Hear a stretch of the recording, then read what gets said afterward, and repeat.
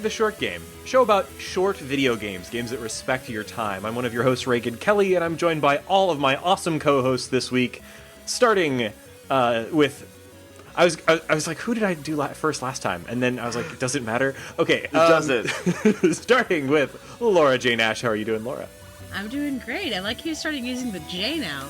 Oh, yeah. Owning it. Yeah, I just thought I'd class up the podcast a little bit. Hey, middle initials, J. Reagan Kelly. Be sure to give all of my initials. Right? All right. Nate Hawthorne Heininger. How are you doing, Nate? Oh, man. Upset with my actual middle name.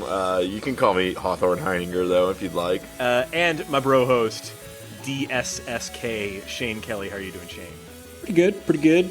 You remembered all my initials? My many initials, so that's good. And this week we are talking about Linelight, a game by Zorro the Dog, which is the one-man development studio of Brett Taylor, a indie game developer. Linelight is a sort of puzzle game, and it was recommended to us by a listener. So I guess before we dig in, thanks to friend of the show, Corey Menke, for recommending this to us via Twitter. Thanks, Corey.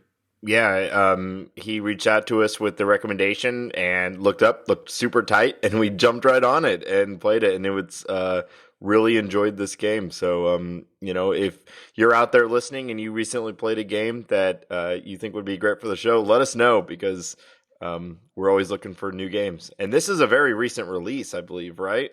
Just came out. Yep. Came out in January. I don't know exactly when in January, but here's January 31st, 2017. So pretty recent. Yeah, I will say this is a game that I would almost certainly have missed if it weren't for this recommendation. And not in the least because it is almost impossible to Google, because Google will automatically assume that you mean Limelight every time. And it will correct your search for you. So... that's kind of a bummer for this dev. Yeah, so if you're mishearing us, which you might easily be doing, this is Linelight, linear, think lines, and it's a lights, which are the two things in this game. Yeah, I was gonna say it's a very literal name, lines and lights. So it's a puzzle game. Although I think of it a little bit more like it's sort of just a sort of action-y experience. I think the game that I would compare it most to, just in terms of how I experienced it, was one that we've done on the show already, and that was Expand.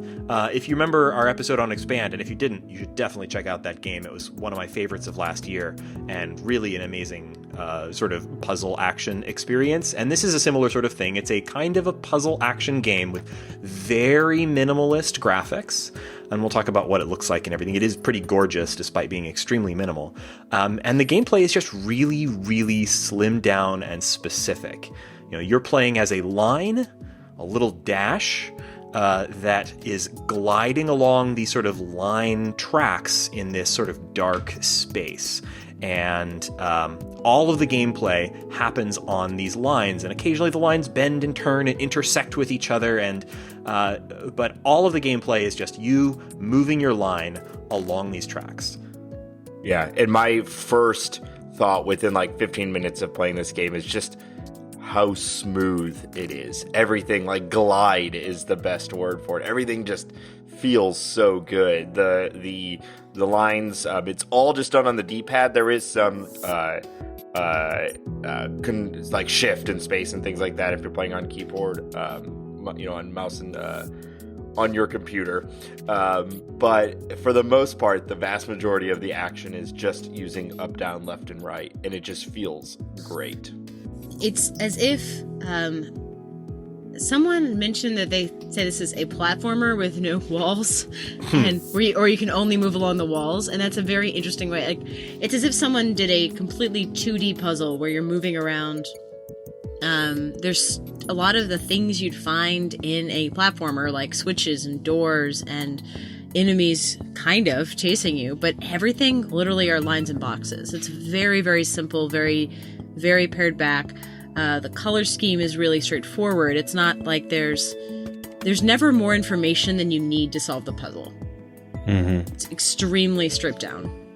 Yeah, it reminded me in some ways stylistically of like very early video games It takes some of its design clues from that, like, the style of key that you would have seen in Adventure on the Atari. Like, that level of simplicity is the kind of design sense of this game. But on top of that, it just, with just that, it would be kind of boring to look at. But it has lighting effects and, kind of color that blends and so on, that makes it visually a very, very beautiful game, despite all the simplicity, or really partially because of it. But I would actually maybe say despite it, because it is about as stripped down as a game could possibly be visually. And I found it really interesting that we're saying action and platformer, but it also can feel very meditative at times, because the music can be pretty chill, and the pace at which you're running around, you do this kind of chemtrail, I guess, is the line that you're running. You're laughing because that's exactly what it is. It is.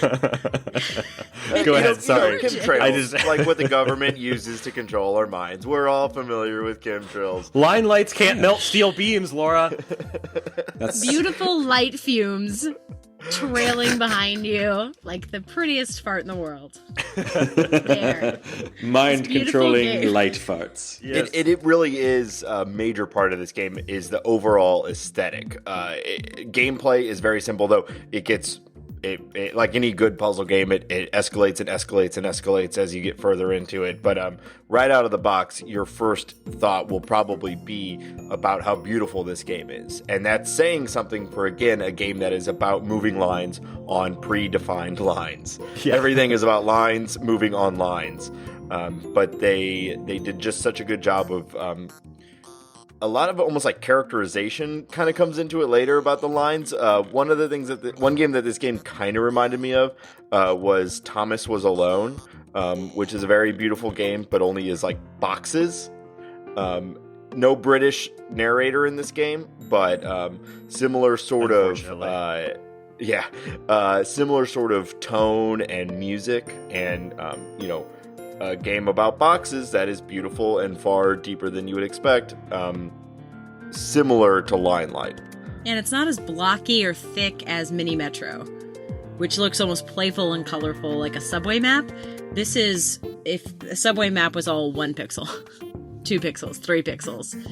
Very, very pared back. Visually, it's cool, but I also really think it's a good example of like really simplified gameplay and puzzle design. So every you are on a single line, but that line is constantly blocked by different little obstacles, and those obstacles are sort of little puzzles. So the game is divided up into worlds. There are 6 worlds plus some extra stuff that's like an epilogue.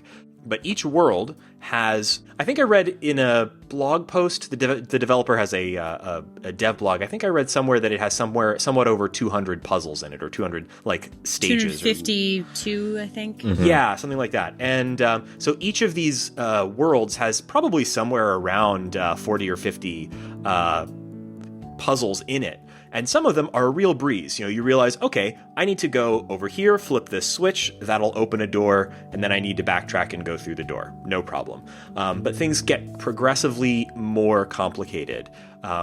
Never to the point where I felt really frustrated. This is a puzzle game that was always a joy to play. And for me, that's really saying something, because I get frustrated very easily by puzzle games.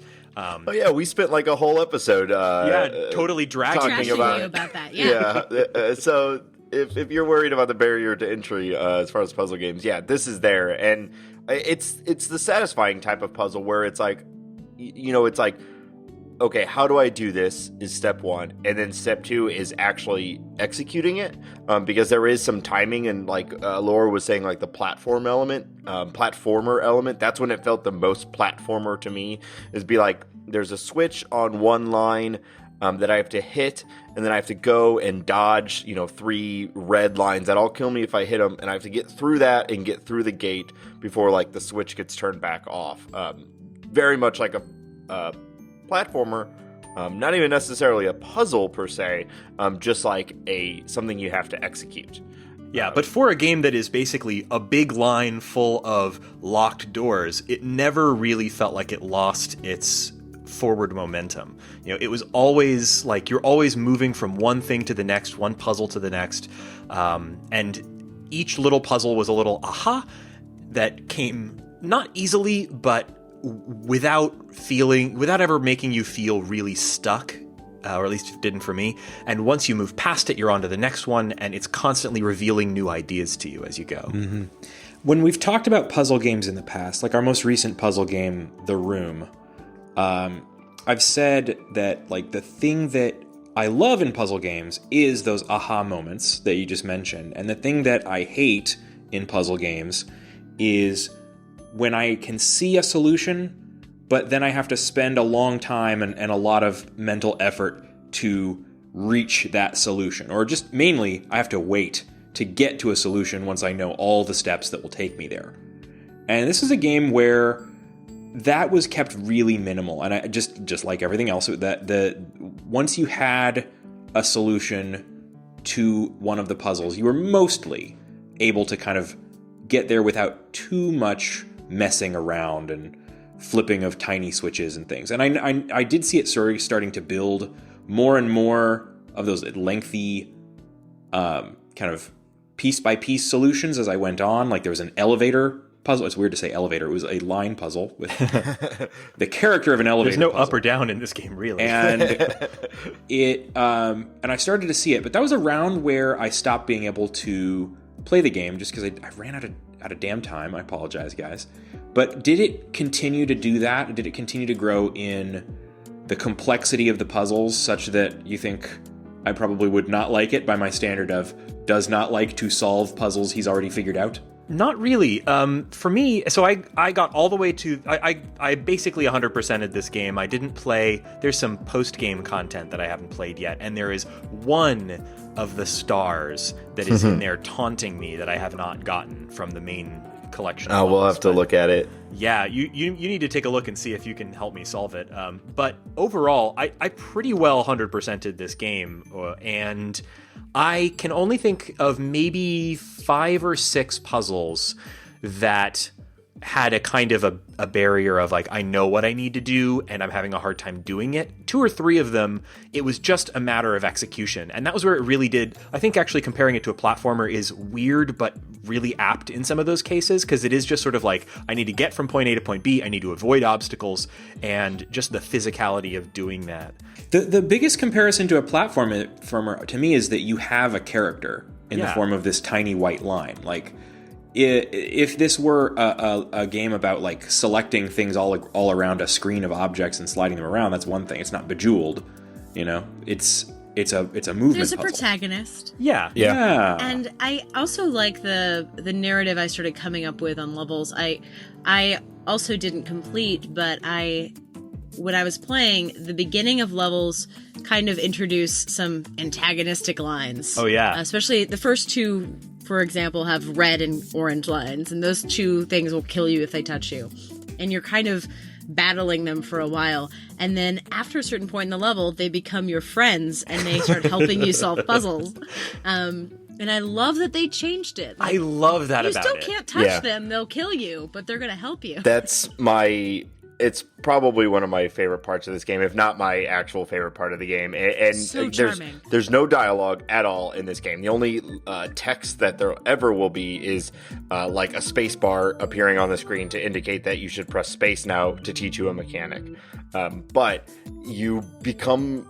like a team with these lines that were once what killed you, and the game goes to great lengths. The end of each world actually becomes almost like an automated show. You're mostly just holding left or right or up to move your line along the line as the other line goes and hits all the switches for you, opens all the doors. And this game, it's the only puzzle game like this I've ever seen that goes to great lengths to just put something pretty on the screen. It's like the end of Journey when you're just racing. It's very much like the end of Journey. Oh, it's so like that. Yeah, what's really strange about it is like I look back at Thomas Was Alone and I thought, man, what an amazing idea to use dialogue to put character and emotional content into these rectangles, right?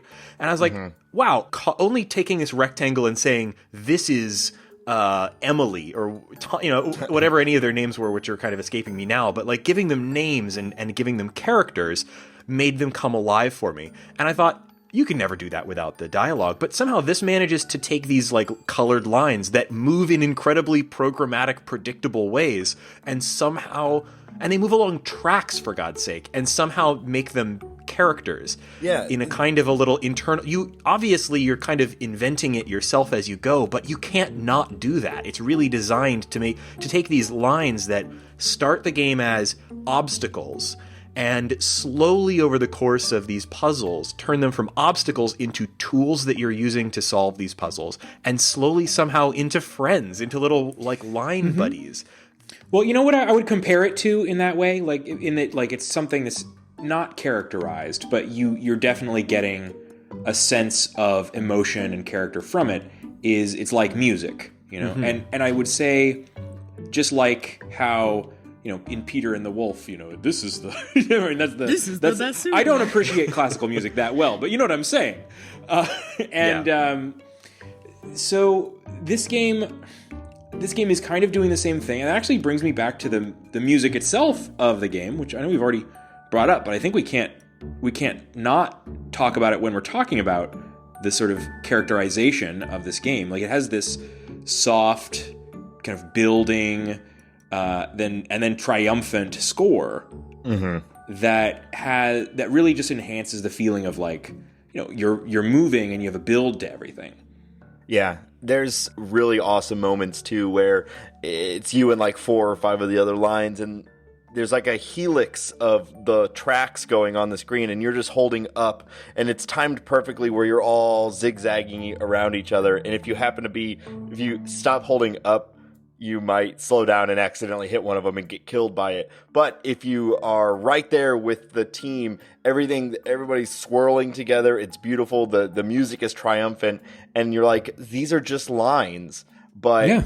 Like, this is like, it's so silly, but like, there's like emotional moments for me in this game, all from these like pre-scripted moments where I'm just pressing over and it's syncing up perfectly. The amount of work that this guy must have done to make the timing of all of this so smooth, because again, this game is smooth. Everything is just... And don't forget, like, the lines move in time with the music. Like, the red lines. The red lines pulse with the music. The other ones have their own particular ways of moving, and that's what's so interesting about it, is that, like, every time you encounter a new colored line, they behave in entirely new ways, and you kind of have to figure out how to use them together to solve puzzles. It's all very interesting. Yeah. They all play perfectly off of the music, and the soundtrack is like...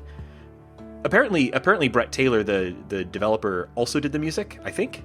I haven't been able to find any music. I believe he's very so. talented. He's extremely talented, this guy. Yeah. Yeah, it's a true complete package. There's nothing on this game that I was like, oh man, that could have been better, or it was missing this. Like, I was joking that, hey, could have used a British narrator, because, I mean, what game doesn't need a British narrator? But it's really just so smooth and streamlined. And one thing, too, I wanted to say, Reagan, when you were talking about the stars, basically alluded to it, and I think it's nice, is that the vast majority of the puzzles all exist on one screen. So that it's that nice thing where okay, every tool I need to solve this puzzle is in front of me. There's not going to be anything that's like hidden or mysterious or whatever. It's just like figuring it out and executing it. And then on top of that, most of them, I'd say at least half, if not 75% of them, are actually skippable. You could just ride right past it. Now, I also, completed this. I did get every single yellow star, so I'm wondering which one you skipped on. But if you do get stuck, this game is not about being stuck. You can tell that the developer was like, I don't want anyone ramming their head against the wall on anything. Like, if you're having a problem, just skip it. The game will keep going, and it'll be smooth. You should, and it does make it easy playing. to go back if you want to retry those. Like, it'll mark them on the map so you can see that evil yellow star staring out at you, taunting you for skipping it. But you can tell that this dev is kind of obsessed with this game, to the point that he just released it and he's already working on a new game board, like a mode called the lava board, where like a chessboard of death blinks in the background while you're playing. I somehow missed this. What does that even this? look like? I'm trying to even picture that. He announced it on Steam, but like the fact that he just released it and is already doing a new game board. That's yeah. Great. I mean, it's important to looking. support your games as they go on. I mean, I think you're absolutely right when you say this game is a complete package. And I can't. What is this? I know we usually talk about this at the end of the show, but like, what's the price on this game again? $9.99. $10. Yeah, $10, which is great. That's a really good deal on a game like this. That feels this complete and this fleshed out. And it's on Mac, PC, and PS4, right? Yeah. So you've got all sorts of options. I played it on PS4. I totally recommend it on PS4 because it's really well designed for a gamepad. I would have had a harder time, I think, with some of the levels without the sort of analog input of the DualShock 4. I know you can play it on a keyboard, but being able to adjust the speed that your line goes at, I think that really helps. So either I would recommend playing it on a PC with a gamepad or on the PS4. Yeah, and I played it with a keyboard, so I bet it would have been nice with a controller. Maybe I should have tried that level with a keyboard then. Just to make sure, we're getting both sides. Like, you played it on a PS4 controller and thought it was super smooth. I played it on a keyboard and thought it was super smooth. I think this game is just super smooth. Yeah. You'll probably have a good experience either way. Yeah, definitely. I did have one thing that I wanted to ask you guys about, and that's about the graphics. This might not even be a PS4 thing. This might be a like Shane's TV thing. But did you see a lot of banding, or did you see on the color? Because there was a lot of color gradients, or did it all look super smooth and buttery to you? I'd say buttery. I didn't notice. I only noticed banding on the initial load screen. I didn't in the actual gameplay, but I did see some banding and the gradients on the load screen, but it didn't impact the way I played the game. I bet it's some setting on my TV that I could go and screw with. I had a similar kind of thing though. I don't know if it's I think that Laura and Nate both played on Macs, and they both have beautiful high resolution screens. And I think Shane, you and I were both playing on 1080p, mediocre consumer televisions. Mine is a particularly dismal television that I'm hoping to replace soon. So yeah, it may very well be an issue with like running it at lower resolutions or on crappier displays. It didn't really impact the experience for me though, but I know what you mean. It looks better, subtly better in like some of the trailers I've seen than it does on my TV at certain points. A lot of the time it looks absolutely gorgeous regardless, but I know what you're talking about. Yeah, I think we're probably splitting hairs here. It was definitely definitely a beautiful game. And I think that's reasonable to bring up too. I mean, a lot of people play on a lot of different types of screens. Most people who are probably playing on their PS4 are not playing on like a crazy new TV. So. Yeah, it didn't wreck it for me at all. I mean, it's if you're used to looking at light gradients on your display, you'll know what this is going to look like. But yeah, if you have a crappy screen, maybe try to play this on the nice one that you don't play on. I don't know. I'd like to play it on that new TV that you just got, Reagan. Wouldn't that be something? Oh, did you guys hear about Reagan's crazy television purchase that he just made?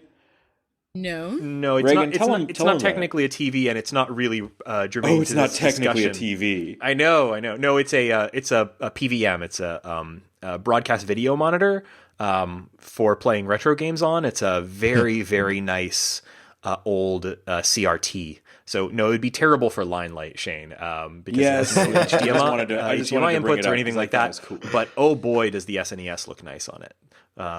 Thank you for bragging on my behalf, Shane. Thank you. Do you plug in one of your insane mechanical keyboards to it, and the whole thing just like is the loudest piece of equipment in the neighborhood? Yes, and I play it all while riding on my penny farthing bicycle and wearing my monocle, and it's really wonderful. To go back to Linelight, yes, praise God.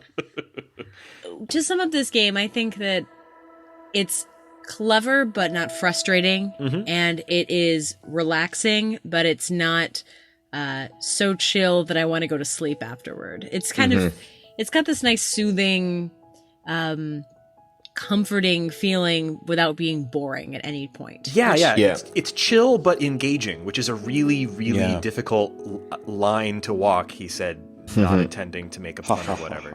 It's Well, guys, that is exactly why I think I will finish this game, like, even though I know I haven't in this case. This you is definitely should, because the ending is phenomenal. So, I know we usually do. We don't usually talk about endings until after, and I think I'm ready to hear this one. I'm not worried about it. You guys have said this game gets better as it goes along, and in some ways, I don't like it when I hear that about a game, because to me that means, like, shouldn't a game front load all its best bits? Shouldn't a game put its best face forward and have like the best first 10 minutes of any game, right?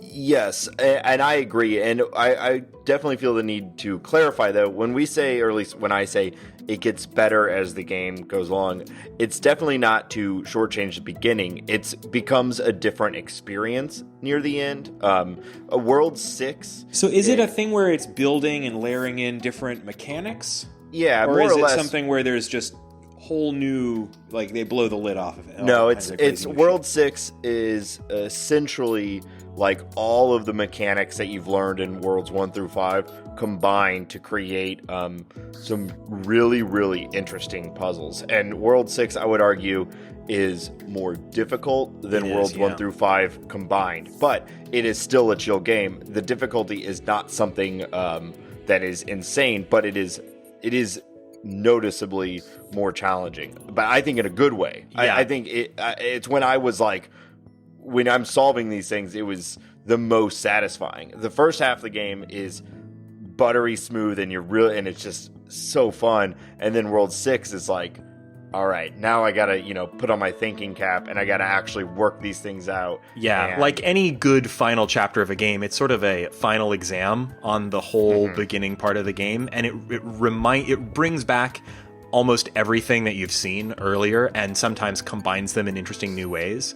And then after you've completed World 6, there's a good kind of wind down with a nice epilogue, which I don't think we need to worry about spoilers exactly, but I won't describe it for you. I'll let it have its effect on you when you play it. But it has a really, really nice sort of winding down to it that I thought managed to kind of tie up the sort of emotional aspect of the game in a way that really worked. And it's weird to say that sort of that a game like this has like an emotional climax or what have you, but it kind of does. Yeah.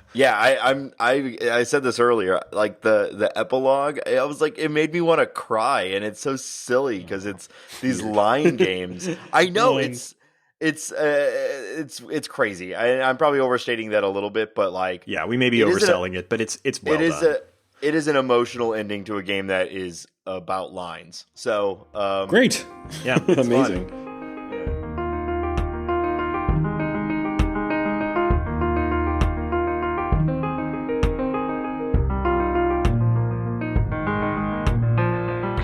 So, simple game, simple episode. I don't think there's a whole lot else to talk about.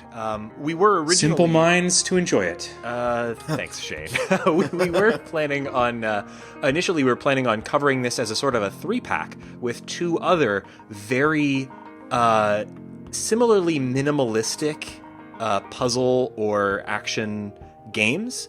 And we ended up liking Linelight so much that we wanted to make it its own episode all on its own. But I do want to mention the other 2 that we were talking about, just because they are very likely something we'll be covering on the show eventually, and you may be interested in checking them out while they're fresh. The other 2 games that I did really like the idea of the 3-pack, though. We could do that some other time. We did that with the duck games. Oh yeah, yeah, games about birds. How is games about birds our only 3-pack? Yeah, successfully. Yeah, well, the other 2 games that we talked about doing were, one is Fly Wrench, which it just came out. It's on the PS4. I think it's probably also on Steam, although I'm not sure. And it's a action game by Mezhoff, the same folks that made Nidhogg. And more so than Nidhogg 2, it looks like Nidhogg. It has the same sort of very interesting visual style that Nidhogg had with the kind of crazy colors, but it's more of a 2D single-player action puzzle kind of thing, or really more like an action thing. I would kind of compare it a little bit to Flappy Bird meets Super Meat Boy. It's Flappy Bird meets Moonlander, I would say. I could see that, but I was thinking more like Super Meat Boy because of the incredibly short, fast responses and short levels that you have to play through very quickly. So very cool game if you want to check that out. And the other game that we almost covered in this episode, and maybe very likely will cover in its own episode a little bit down the road, was Soft Body. Soft Body is a meditative 2D, very kind of relaxing puzzle action game that kind of combines puzzle solving with bullet hell. It's not a shooter, it's a bullet avoiding thing, and you're completing puzzles while trying not to get shot by very beautiful, very mellow bullets. So when you do get shot, it's still kind of nice. It's still fine. Like a gentle rain. Then you start over. And you're controlling fuzzy snakes. Very, very fuzzy, wiggly, wormy snakes. And you control two of them at once with two analog sticks. So it's a really neat game, and we really are enjoying it, but it's probably something we'll cover in more depth on another episode so that this doesn't become a 3-hour-long episode covering all three of those games. Just your tone while describing that game has me just so interested in it.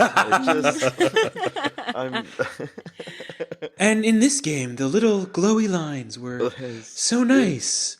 And snaky themselves. It's almost as though I'm turning into some sort of snake. It's very hard not to kind of take on that perspective on Soft Body. The developer's description of it is, paint the world with your soft body as you glide through bullet heaven.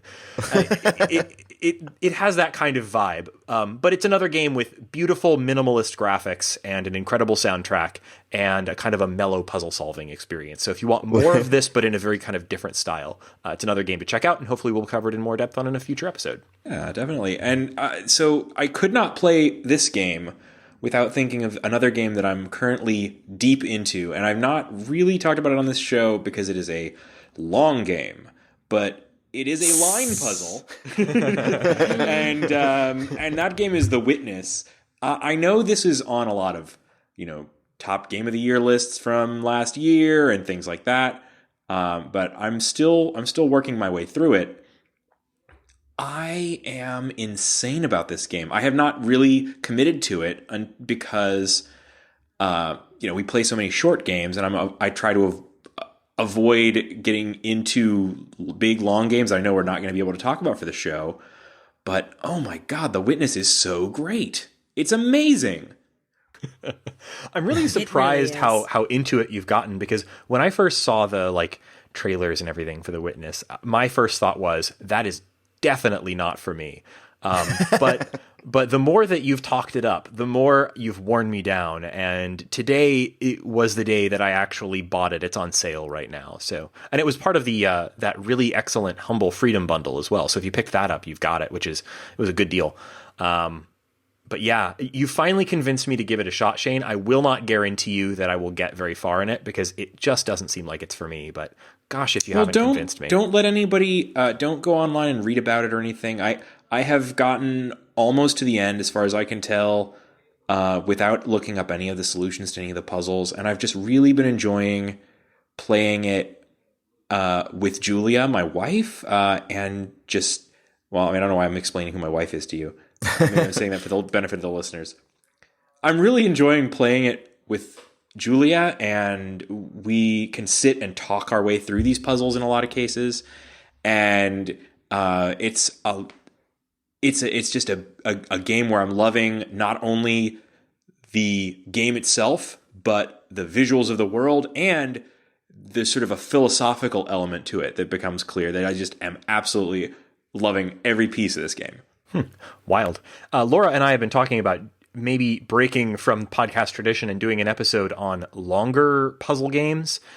This and another one that Laura and I have been working our way through, Hadean Lands. So we've mentioned that on the show here before. So maybe you'll hear Shane tell us more about The Witness soon, once we've had a chance to talk about it some more. If that's something you're interested in hearing about, let us know. If you're really not interested in hearing about The Witness, also let us know that. I know that every podcast did, a good hour on The Witness in the middle of last year, and we're very late to that party. If that's something you're like, no, then let us know that too. We want to hear from you when you have these thoughts about our little show. I have a lot of opinions on puzzle games, and I would love to share them with all of you, but if you are just going to skip it, I don't care. Yeah, let us know. So, and speaking of, get in touch with us. Our show is on the web at www.theshortgame.net, where you'll find our contact form, and that's a great way to let us know what you're thinking.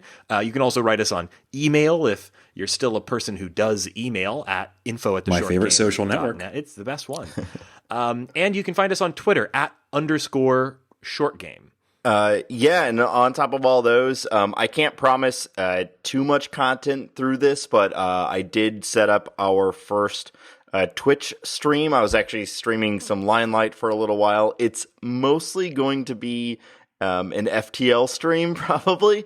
But you can follow us on Twitch at it's twitch.tv/theshortgamestream. I'll be doing some games on there. I don't know if any of the other co-hosts will be doing games, but we're just kind of getting into that. Some of the games are perfect for it. I will say I will only be streaming games that I think that I'm good at. So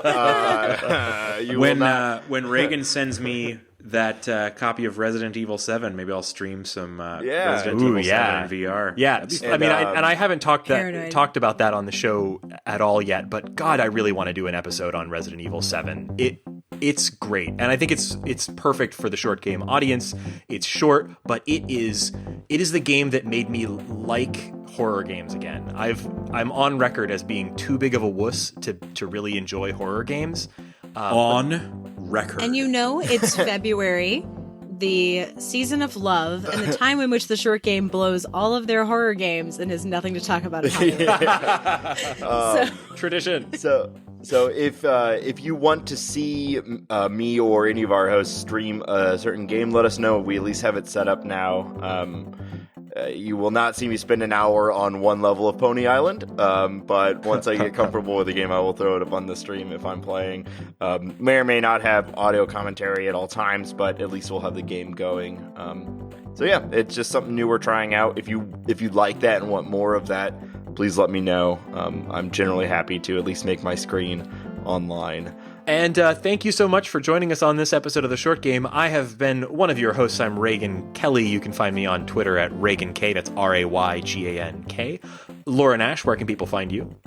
You can also find me on Twitter at Laura J. Nash. And Nate Heininger, where can people find you? At NateSTL. And Shane Mabrohos, where can people find you? I'm at 8-Bit Shane. Thank you so much for joining us on this episode of The Short Game.